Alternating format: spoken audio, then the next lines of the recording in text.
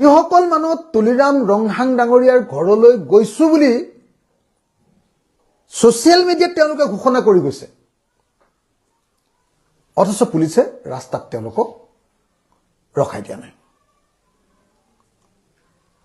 Social মিডিয়াত ঘোষণা কৰি গৈছে যে আমি তুলিৰাম ৰংহাঙৰ ঘৰলৈ গৈ আছো, কিন্তু তাৰ পাছতো তুলিৰাম ৰংহাঙৰ ঘৰক প্ৰটেকশ্যন দিব পৰা নাই। এফালেদি শান্তিপূৰ্ণ গণতান্ত্ৰিক আন্দোলনকাৰীৰ ওপৰত পুলিচৰ বৰ্বৰ অত্যাচাৰ,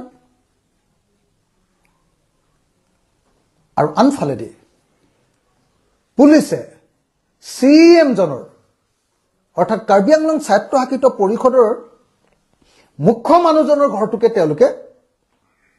নিৰাপত্তা প্ৰদান কৰিব পৰা নাই। এফালেদি মানে আন্দোলনকাৰী মানুহবিলাকৰ প্ৰতি অপব্যৱহাৰ, আৰু আনফালে নিজৰ চৰকাৰৰ মুৰব্বীজনক সুৰক্ষিত কৰিব নোৱাৰাৰ এই দুৰ্বলতাৰ কাৰণে আমি দেখিছো যে এই ঘটনা সংঘটিত হল।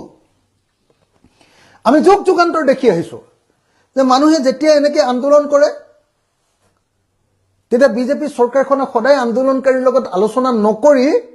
এনেকে জোৰ জবৰদস্তি অনশনৰ পৰা মানুহ উঠাই লৈ গুচি যায়। কিন্তু যেহেতু কাৰ্বি আংলঙৰ সেইটো ট্ৰাইবেল ছচাইটি, আৰু তেওঁলোকৰ কিবা এটা ঘটনা ঘটিলে গোটেই মানুহখিনি একেলগতে ওলাই আহে, তাৰ ফলস্বৰূপে এই দুৰ্ঘটনা সংঘটিত হবলৈ পালে। কালি যিবিলাক দেখিলো যে কালিতো মোটামুটি ধৰণে আমি দেখিবলৈ পালো যে কালি খেৰণী বজাৰখন প্ৰায় বেছিভাগ অংশই কোনোবা দুষ্কৃতিকাৰীয়ে জ্বলাই দিছে। আৰু দুষ্কৃতিকাৰীয়ে খেৰণীৰ যেতিয়া বজাৰখন জ্বলাই দিছে, তেতিয়া কিন্তু পুলিচে সেই দুষ্কৃতিকাৰীসকলক প্ৰতিৰোধ কৰিবৰ কাৰণে তেওঁলোকে যাতে সেইটো কৰিব নোৱাৰে তাৰ কাৰণে কোনো ব্যৱস্থা গ্ৰহণ কৰা নাই। জুই জ্বলোৱাৰ পাছতে পুলিচে তাত টহল দিছে। মোৰ ওচৰত যিবিলাক ভিডিঅ' আছে তাত একদম পাব্লিকে, ৰাইজে অতি স্পষ্টভাৱে পুলিচক গালি দিছে, অতি স্পষ্টভাৱে তাত পুলিচক গালি দিছে যে তোমালোকে যেতিয়া ঘৰ জ্বলাবলৈ মানুহ আহিছিলে তেতিয়া তোমালোকে কিয় আমাক প্ৰটেকশ্যন নিদিলা। আৰু তাৰপিছত মই নিজে ভিজুৱেলটো দেখিছো যে বহু সময়ৰ পাছত ঘৰবিলাক জ্বলি মোটামুটি কিছুমান ঘৰ শেষ হৈ গৈছে, দোকানবিলাক। বহু সময়ৰ পাছত ফায়াৰ ব্ৰিগেড আহিছে, কিন্তু ফায়াৰ ব্ৰিগেড আহি 5 মিনিটমান পানী মাৰোতে ফায়াৰ ব্ৰিগেডৰ পানী নাইকিয়া হৈ গৈছে।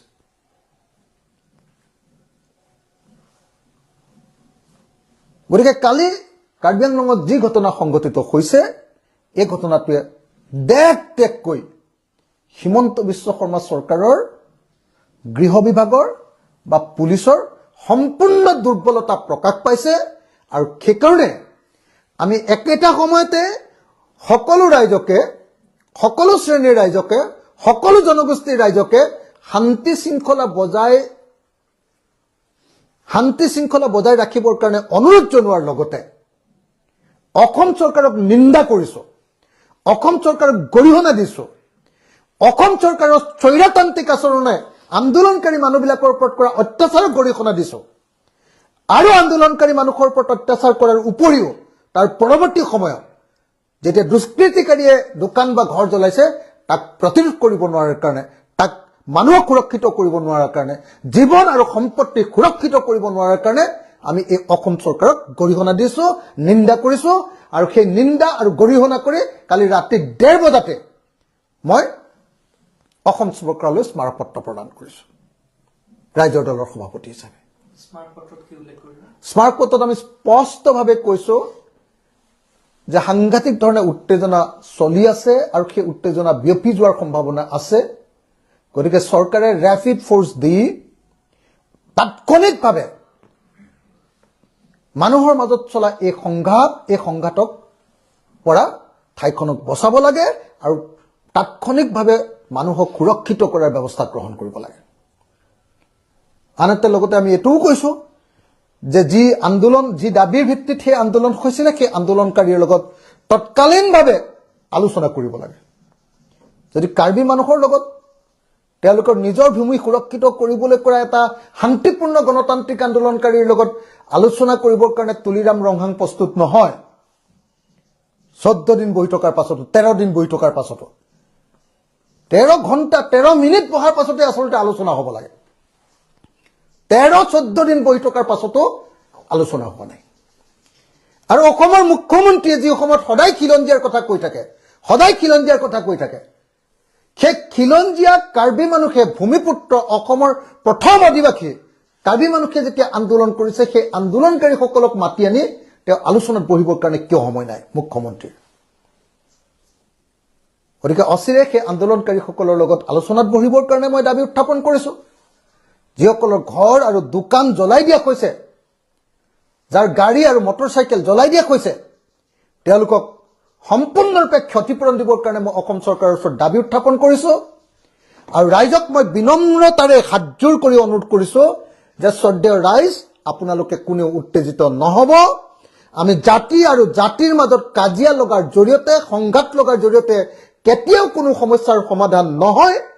আমাৰ যি আন্দোলন সেই আন্দোলন চৰকাৰৰ বিৰুদ্ধে হ'ব লাগে আৰু চৰকাৰক বাধ্য কৰি আমাৰ যি দাবী আছে সেই দাবী পূৰণ কৰিবৰ কাৰণে চেষ্টা কৰিব লাগে